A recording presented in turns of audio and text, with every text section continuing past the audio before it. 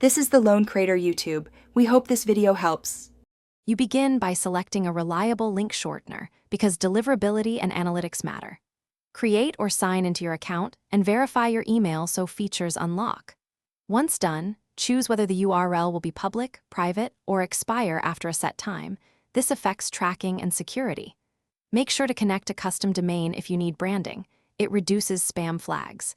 Now you're ready to move from setup to actually shortening and configuring the link. You paste the long URL into the shortener and confirm it uses HTTPS to preserve security and SEO. Next, customize the slug for clarity or let the tool generate a random ID. Custom slugs improve trust. Then add UTM tags if you want campaign data and toggle options like password protection or expiration. These change access and analytics. Once configured, preview the target and test it in a private window. You finalize by sharing the shorten link and generating a QR code or CopySafe format for channels that strip punctuation.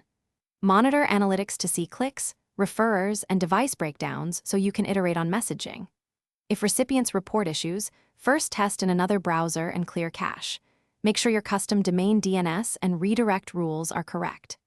If the link still fails, recreate it with a new slug and test immediately. Keeping one key troubleshooting tip: check DNS and redirect order, saves time.